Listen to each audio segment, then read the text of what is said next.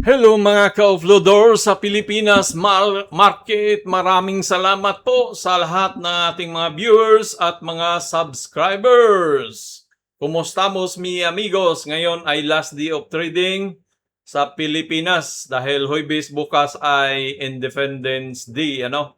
So, pag-usapan natin mga ka-offloader, mga ka-earthlings, mga ka-OFW, gaano ba ka hirap o delikado ang mag-day trade sa USA market?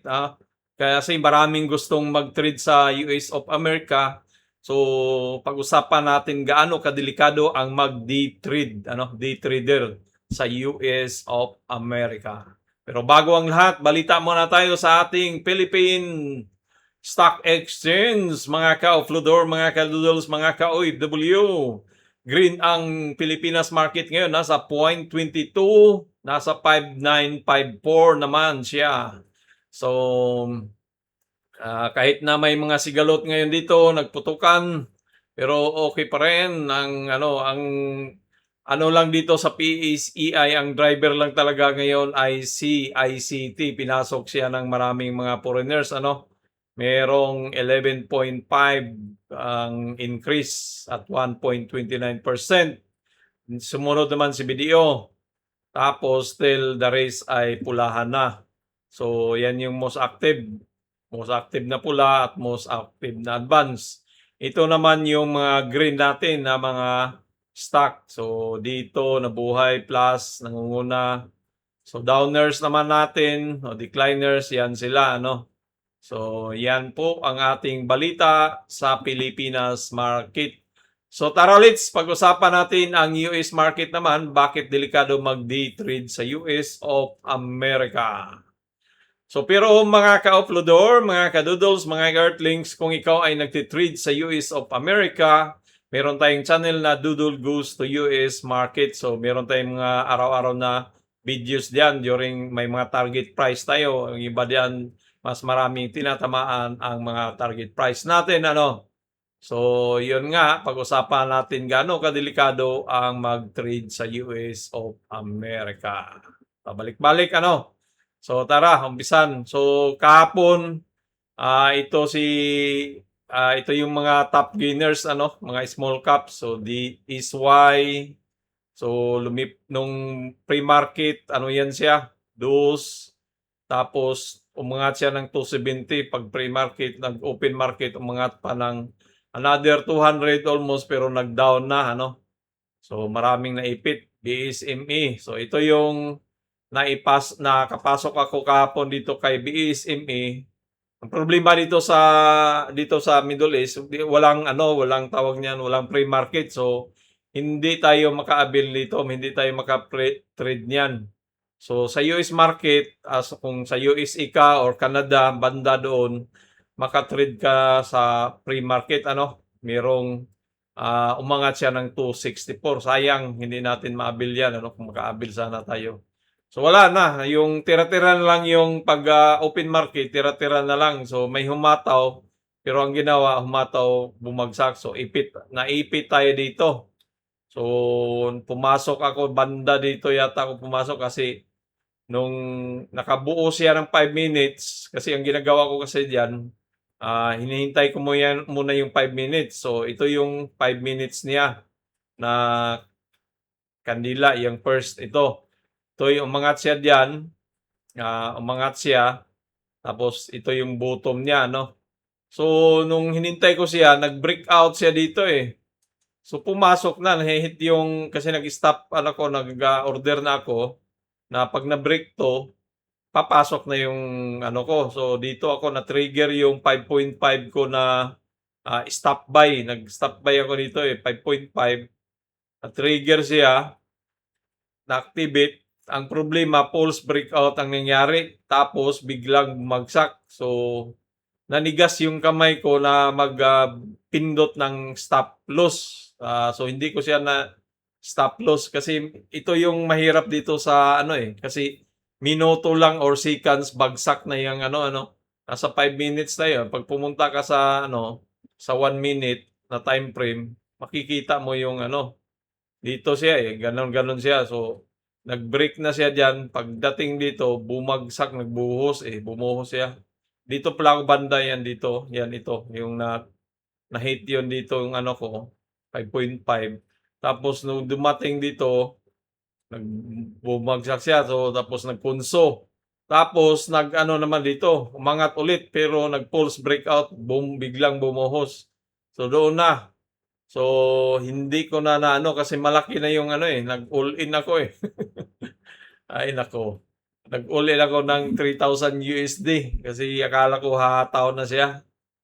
So wala. So hinayaan ko muna nung ano dito kunso-kunso, bumalik ulit dito, sabi ko baka ito na yon, hindi ko rin siya bininta, hindi ako nag-cut loss para kasi naniwala akong na umangat. So ang problema wala na, nanigas na yung kamay ko, hindi na ano na yung emosyon ko ba na ano na sabi ko aangat yan. Puro palagi ganun na lang yung naisip ko, hindi ko na naisip na kailangan ko nang mag-stop loss or so naipit ako dito. So ito yung problema dito sa ah, so ang kalaban mo dito sa day trade ay yung emotion mo Yung mapumo ka, mahirapan ka mag-decide kasi parang malaki na yung ano. Pero although hindi mo naisip na mas lalaki yung ah, lugi mo kung pabayaan mo siyang bumagsak. So ipit tayo dito, bag holder ang tawag ngayon dito. So kung titingnan mo sa ano, sa 1 day time frame, so galing dito bumagsak talaga siya. So bumagsak ano, so wala yung 3,000 ko dito, naipit ako dito. Ang problema na ngayon dito, kadalasan 'pag bumagsak 'tong mga ganitong mga ano, hirap na 'yan makabangon. So magdilang ano na lang, sortihan na kung aangat 'yan siya balik dito. Babalik man 'yan pero matagal pa. Katulad nung kahapon na umangat si ano, yung kung may napanood niyo yung video natin dito, meron tayong, dito yung dito kahapon kumita tayo diyan. Kumita tayo ng 9,000 sa piso sa halaga ano. So binalik, bininta ko rin, I mean binili ko lahat, wala, naipit na naman ako dito. So napakahirap talaga mag-day trade. So titingnan mamaya may ano pa naman ako ngayon at bukas ay pagbigyan ko muna siya baka bago ko siya ibenta talaga na palugi, baka balikan o angat naman siya ng konti ano. So ganito sa US market mga ka-offloader, mga ka-doodles na kung nangangarap kayo ay at meron naman kung gusto mo doon sa mga Magnificent Seven na sinasabi nila, yung mga ano tawag niyan, yung mga malaking company, pero mabagal, maliit lang yung angat niyan, 1%. Dito open kasi na-expose ako sa makikita mo yung mga ano so maano ka talaga maengganyo ka mag-day trade dito sa mga ano, kaso kalaban mo ang sarili dito. So ito katulad niyan bumuhos pero ito bumalik So ganyan na sana yung hinihintay na lang natin na mapagbigyan tayo na ano. Tulad yung kagahapon yung ano, yung napalaan, kung saan tayo nanalo, yung pubs yung pubs tignan mo. Nakalabas tayo dito tayo nanalo. Pero ang nangyari ngayon wala na, bumuhos, nahirapan na siyang bumalik sa taas ano, mas lalo siyang bumagsak. Yan So bumagsak siya, nag-close, ngayon bumagsak na naman ulit. So sana ay itong BSME ay makabawi tayo, aangat pa siya ano, ngayong hapon na 'to. So titingnan natin. So yan yung gaano kadelikado mag-day trade sa ano, nasusunog talaga pera mo dito 'pag, ano ka. Kaya huwag niyong pangarapin mag-day trade kung hindi kayo handang magsunog ng $1,000. Wala, gano'n talaga ang buhay trader. So happy, tawa-tawa lang tayo. So tingnan natin yung mga ano naman, mga alaga natin sa Pilipinas market naman tayo, ano. Pure Gold, ano bang ginawa ng Pure Gold? Ito yung mga ano ngayon, wala din. So, Pure Gold nandito lang, hindi siya ano, nandiyan naglaro-laro lang si Pure Gold. So, gano'n pa rin naman si Shell, angat siya. So, Shell ang nakikita ko dito, ito yung trend niya ni Shell na ano, gumawa siya ng bullish flag eh. So, bullish flag, ginawa ni Shell, ganyan. So, maaari yan si Shell, itong poste na to, yan siya, ay dadalhin niya doon sa taas, hiramin natin. So, yan si Shell dito mag-breakout.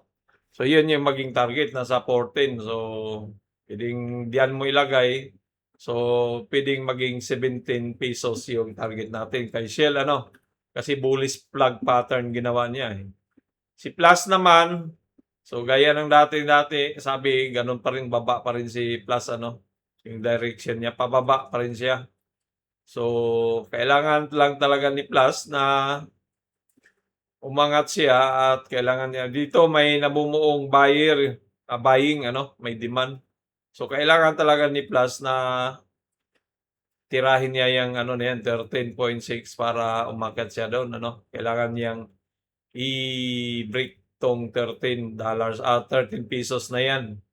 So, dito rin, meron siyang resistant yan banda, oh, yan, 11.32. So, maaring pwedeng gumanon yan si Plus, ganyan, pwedeng i-trigger niya yung demand na yan, ano. So, ECC, wala, down pa rin si ECC, sabi natin umangat, pero pinili niyang bumagsak, ano, bago siya bumalik. So, ano ba talaga to si ECC? Iwan ko, wala pa yung ano eh, yung kontrata, di ba? Yung siya ba talaga, hindi pa natuloy yung bidding eh.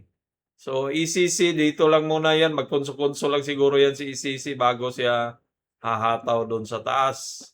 Si WIB naman, so upward trend pa rin, direction pa rin ginagawa niya. So, sabi natin dito, angat, or sabi natin dito, magkonso-konso.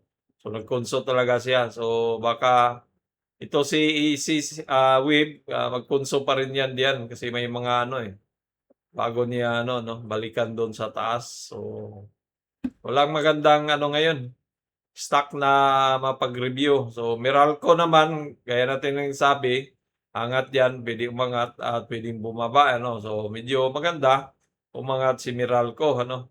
Pero downward, grabing buhos ni Meralco. So, ano bang gusto niyang gawin dito? So, si Meralco ay kailangan niyang i-break itong ratio na to. Yan, siya dyan, ano, 588. So, pwedeng gumanon yan siya, mag-consume muna diyan bago siya angat dito sa ating sa 660, ano. So, Bloom naman, so down pa rin si Bloom, walang maganda, hindi maganda na ano. Ano pa? GSMI, so down, umangat naman siya. So, walang magandang ganong galawan yung mga stock natin, yung BDO na green. So, tuloy-tuloy yan. Okay lang, okay yung takbo ng BDO. Kailangan niyang i-break itong 121 para umangat talaga siya. BPI, so wala pa rin. Nagkonso-konso pa rin yan si BPI. Diyan lang yan siguro. China Bank, wala pa rin. Ano? So, walang magandang mga ano. Tingnan natin yung mga blue chip. So, ISIN, so ganun, bumagsak. Tapos umangat. Sino pa ba? Ayala Corporation, wala, down pa rin. Although nag-gain yung ano, pero down pa rin. GT Cup, dito lang yata na yan maglaro-laro si GT Cup. Mag-ano-ano lang siguro yan. Yan, no? Yan, maganyan-ganyan lang siguro yan. So, wala.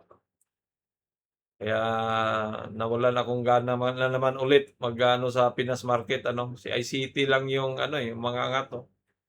Hataw pa rin. So, TEL, merong bumagsak si TEL, wala. Kaya nakawalang gana na sa Pilipinas Market, ano. Pero wala din sa ano, Amerika, wala. Lugi din tayo.